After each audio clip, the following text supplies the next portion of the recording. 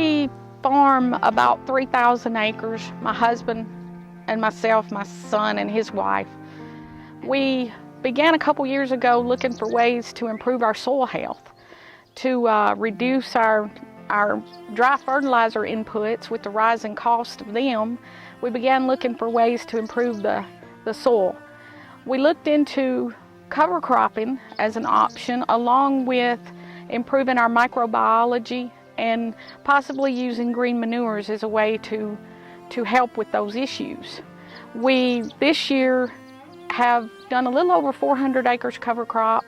We used a mix of cereal rye, winter barley, bob oats, crimson clover, yellow sweet clover, and tillage radish on this farm. It has done well. The winter was pretty hard on the mix overall. The cereal rye really was outstanding, kept a good stand and came on through the winter.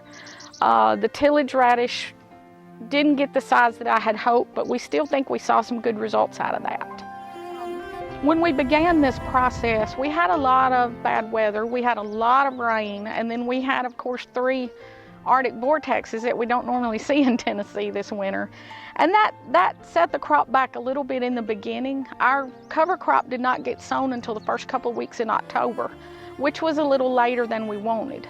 So the cereal rye would come on pretty good, and it would get cold and it would just stop growing. And then it would take back off and grow again. And then we ended up with a pretty good biomass, I thought, on the cereal rye, especially for the weather conditions that we had. When we came in to look at it this spring, I was very pleased with the residue cover we had when the crop came up. We have to terminate cover crops 3 weeks prior to planting cotton, especially when cereal rye is involved, because it can have an allelopathic effect on the cotton. So we did have to get a good burn down of it.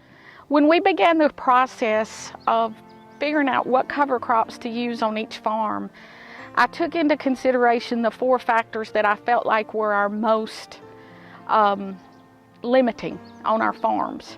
And the things I felt like we needed to address the most were nutrient scavenging, compaction, basic aeration of the soil, so we needed biomass, and also I wanted weed control to help give us a good cover to try to keep some of those weeds smothered down that we have to deal with in the spring. So those were the 4 considerations that I looked at when we began the task, and then we just took each variety that we thought would work and tried to see what would fit each one of those criteria the best. And that's when we ended up with the cereal rye, barley, oat, crimson red clover, yellow sweet clover, and tillage radish mix. We are participating in a program equipped to help with the cost of putting in the cover crop, and it has been a really advantageous thing for our soil health and for the input costs that come with that.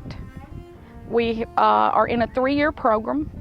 We were ranked according to our blends and other factors in the plan that we filed with them within RCS, and that has gone really well. It's been a good process to go through. One of the biggest challenges we faced with implementing this cover crop system is the soil temperatures when we're trying to plant in the spring, and the moisture control, trying to select the correct varieties that will either hold moisture or not hold too much moisture according to what soil type we're dealing with and other conditions. And we've been able to work that out to get a good stand for the conditions that we had this year. We had a cooler spring, a wetter spring. The winter was really bad, so that has been a little bit of a challenge, but I think we faced that and come through it fine. We've got a decent residue out here that indicates that we did get a good stand. Another challenge that I think when you're trying to cover crop you have to think about is how you're going to get that seed on the ground. We have had to put our seed out with an airplane.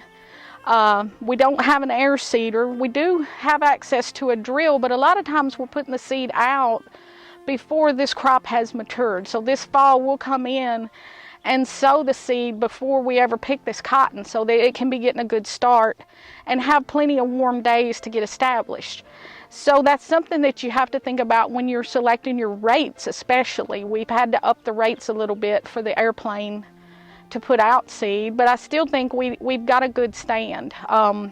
Trying to get soil seed contact worked pretty good this year, because I think coming from a plane, it was able to get down to the ground pretty good. And then of course when you harvest the crop, that will shake some of that seed up and it will go on in contact with the soil then too. So we've been pretty happy with how that's worked so far. Definitely there is an economic advantage to cover cropping and to no-tilling.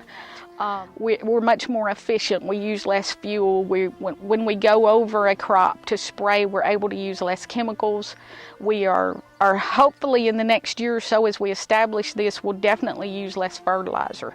We've cut our dry fertilizer back to a point until we get it established, and in the next year I plan to cut it down some more because of the nutrients that I'll be getting out of these covers. So that's definitely a huge advantage to doing the cover crops and the no-till.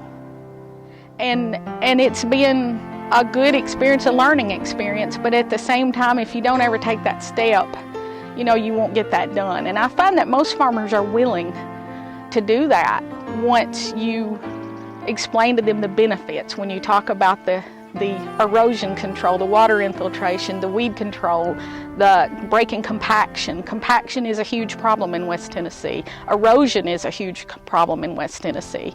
And when farmers see that that can be controlled with this method, they're very willing to do that. It's just coming up with the mechanics of how to do it.